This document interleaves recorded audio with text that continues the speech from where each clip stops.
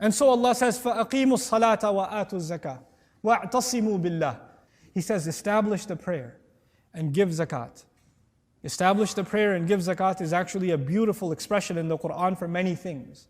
But actually, they're connected to each other. When you establish the prayer, that means you pray together. And when you pray together, you get to know each other. And when you get to know each other, you find the ones among you who have needs. You figure out who's in need and who's not doing well, and who's sick, and who's unwell, and who's having difficulty in life. And then you find out who should you give zakat to. They're connected to each other. Establish prayer and give zakat. Because establishing prayer builds the hearts closer to each other before Allah. And then you purify your wealth by taking care of those in need among you. فَأَقِيمُوا الصَّلَاةَ وَآتُوا الزَّكَاةَ وَاعْتَصِمُوا بِاللَّهِ. And hold on to Allah.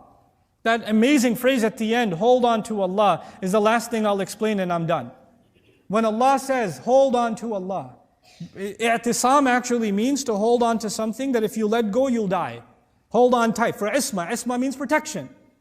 I'tisam is to hold on for protection. Like imagine if you fell off of a boat or a ship or something, and the only thing you're holding on to is the rope or the anchor.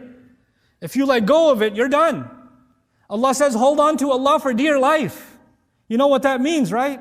That means if the people around me abandon me, if the people that were around you, that you were practicing deen because your friends were religious, and you were in a good environment, now you're in college, and you're the only Muslim there, you're like, man, my friends aren't there anymore, so I don't feel so inclined towards Islam anymore, I don't really feel like praying anymore, I don't really feel like, I don't have that connection anymore. No. Whether people hold on to you or not, whether the support system is there or not, this is why we're the legacy of Ibrahim alayhi salam.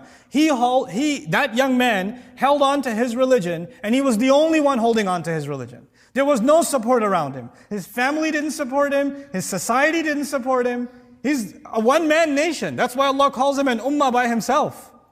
A nation by himself. And we are his following. You know what that means? That we don't make the excuse that the environment around us is bad. And that's why we don't submit to Allah. That our friends are messed up, and that's why we're messed up. That man, you don't know what my crowd is like. Who cares what your crowd is like? You're the legacy of Ibrahim alayhi salam.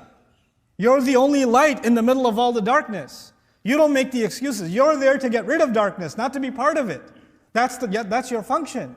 وَاعْتَصِمُوا بِاللَّهِ هُوَ مَوْلَاكُمْ. He's your protective friend. He's your security. He's the one that's going to guard you. فَنِعْمَ الْمَوْلَى وَنِعْمَ النَّصِيرُ. What an incredible protection he is. What an amazing protective guardian he is. And what an amazing aid he is. But the word nasir comes from the Arabic word nusra. Some of you are familiar. إِذَا جَاءَ نَصْرُ اللَّهِ وَالْفَتْحِ. The word nasr in the Arabic language isn't just help. It's actually massive aid. If I help you outside because you have a flat tire, I don't say nasartuka, I say sa'adtuka. I helped you.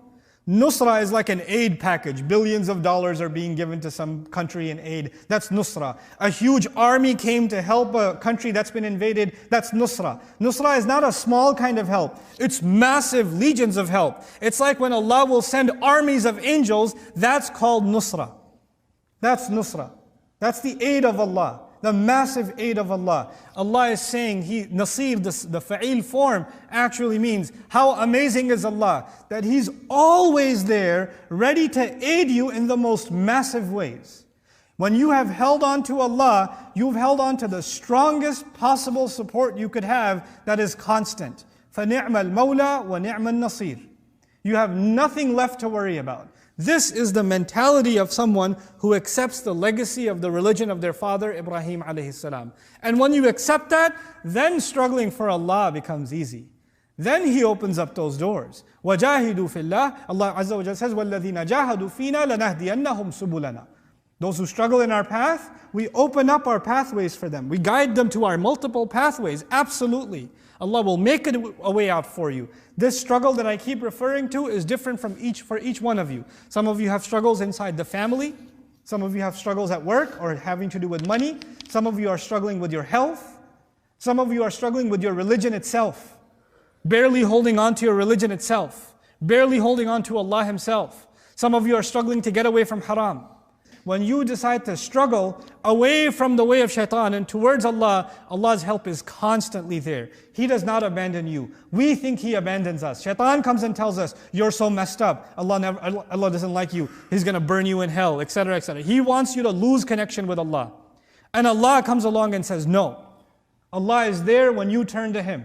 He's going to be there, and He's going to constantly be there to provide His support.